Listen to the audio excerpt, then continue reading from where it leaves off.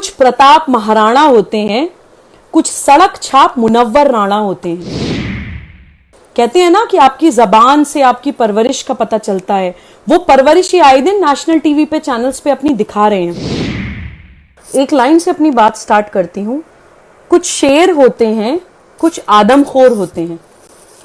आज मैं आपको दो ऐसे आदमखोर लोगों की बात करूंगी जो जानबूझ के हमारी सोसाइटी में प्लांट किए गए। और हम लोग क्योंकि भारतीय सीधे सादे होते हैं, सद्गुणों की कुछ अति होती है हम लोगों के अंदर, भरोसा कर लिया करते हैं, तो वो आदमखोर लोगों को हम लोग पहचान नहीं पाए। और ये लोग समाज के लिए और ज्यादा खतरनाक इसलिए होते हैं क्योंकि देखिए, जो शेरो शायरी होती है या कविताएं होती हैं या पोइट्री होती है, इनको ह्यूमन माइंड को एक अफेक्ट करने का एक बहुत ज़्यादा ताकत होती है उनके अंदर। आप कविताओं से, पोइट्री से, शेरो शायरी से किसी को जोड़ भी सकते हैं और किसी को तोड़ भी सकते हैं। ऐसे ही दो आदमखोर लोगों की मैं बात करना चाहूंगी। एक तो अब हमारे बीच नहीं है तो उनके बारे में मैं ज़्यादा बात नहीं करना चाहूंगी। एक हमारे बीच में है, आपने उन लोगों का उनका नाम ज़रूर सुना होगा। उनका नाम है मुनव्वर राणा। काफ़ी मशहूर उर्दू शायर हैं और बहुत सालों तक भारतवासियों ने उनको अपने उठा के रखा है। उनकी पोइट्री को बहुत ज़्यादा पसंद किया गया है। लेकिन अभी पिछले कुछ दिनों से उनकी कुछ हरकतें हम लोग देशवासी ऐसी देख रहे हैं, मैं भी काफ़ी दिन से नोटिस कर रही थी। But I was watching CAA protest में नेशनल टीवी पे आकर भड़काऊ बयानबाजी कर रही हैं, कम्युनिटीज़ को आपस में लड़ाने की कोशिश कर रहे हैं।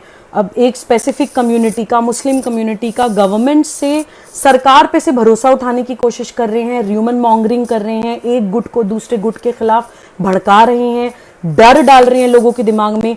इसके खिलाफ तो हमारी जो लॉज हैं, हमारी IPC में, इंडियन पीनल कोड में बहुत सारे पनिशेबल ऑफेंसेस हैं जिसमें उनके खिलाफ कार्रवाई हो सकती है और उनको जेल भी हो सकती है चार्जेस प्रूव होने पर, जो कि वो कर रहे हैं। और ना ही सिर्फ खुद कर रहे हैं बल्कि अपनी बेटियों से भी करवा रहे हैं। पूरा परिवार उनका नेशनल टीवी पे बैठकर आजकल जहर के बीज बो रहा है।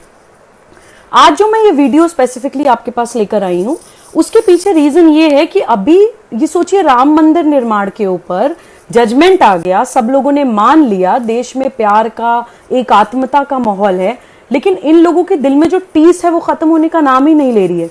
अभी 4 दिन पहले उन्होंने एक न्यूज चैनल को एक बाइट दी जिसमें उन्होंने ये बोला कि कोर्ट्स में जस्टिस नहीं होता है, कोर्ट में इंसाफ नहीं होता है, जुडिशरी को वो हमारी डायरेक्टली टारगेट कर रहे हैं। हम एक लोकतंत्र हैं, एक डेमोक्रेसी है, हमारे जो डेमोक्रेसी के पिलर्स हैं, एग्जीक्यूटिव है, लेजिस्लेचर है, जुडिशरी है, हमारी डेमोक्रेसी के एक पिलर को वो डायरेक्टली टारगेट कर रहे हैं और पूरी एकदम दबंगई के साथ उसको बोल रहे हैं, बिना किसी डर के। और उनकी ये स्टेटमेंट सिर्फ वहीं खत्म नहीं हुई, उन्होंने इस देश के सर्वोच्च न्यायालय पे तो उंगली उठाई ही। उन्होंने हमारे उस वक्त के जो then honourable chief justice of India Ranjan Gogoi ji हैं, उनके बारे में इतनी अभद्र टिप्पणी करी है। मैं ये वीडियो लेकर आप लोगों के सामने इसलिए आना चाहती हूँ क्योंकि हम लोग एज अ समाज सो गए हैं। उन्होंने रंजन गोगोई जी के बारे में ये कहा कि हमारे तो चीफ जस्टिस ऑफ इंडिया जितने पैसों में तवायफ बिकती है, उससे भी कम पैसों में हमारे चीफ जस्टिस बिक गए। इतनी अभद्र भाषा और इतनी घटिया मानसिकता का उन्होंने परिचय दिया। मैं उनसे ये पूछना चाहती हूँ कि अब तवायफों के रेट आपको बहुत ज्यादा मालूम पड़ते हैं, उम्र तो आपकी 70 साल हो गई है। दूसरी बात जो मुझे उससे भी ज्यादा बुरी लग रही है वो ये कि क्या होती है तवायफ। He is not just humiliating the Supreme Court of India, he is not just humiliating the democracy, he is not just humiliating our country, he is not just humiliating the chief justice of India, but he is also humiliating the women of India and not just India, of the entire world. वो कैसे किसी महिला को एक तवायफ के rate होते हैं इस तरह की बात कर सकते हैं। तो ये जो उनकी मानसिकता और ये स्टेटमेंट जो बोली है वो मुझे देश विरोधी, हमारे honourable chief justice of India के विरोधी, पूरे भारत की महिलाओं के विरोधी, और ना ही सिर्फ भारत की बल्कि पूरी दुनिया की महिलाओं के विरोधी मुझे उनकी ये स्टेटमेंट लगी कि कितना गलत मानसिकता का ये लोग हमारे सामने प्रदर्शन कर रहे हैं। शायद यही वजह है कि अपनी बेटियों को हिजाबों में लपेट लपेट कर टीवी पर बैठाते हैं, क्योंकि इनकी जो नजर है वो नजर दूसरी औरतों को एक तवायफ की नजर से ये लोग देखते हैं। महिला, इनकी नजर में महिला के लिए एक तवायफ का वर्ड इस्तेमाल करने में उनकी जबान नहीं लरज रही है। और ये सो कॉल्ड एडुकेटेड, पढ़े लिखे, तालीम याफ्ता, संस्कारी उर्दू पोएट हैं।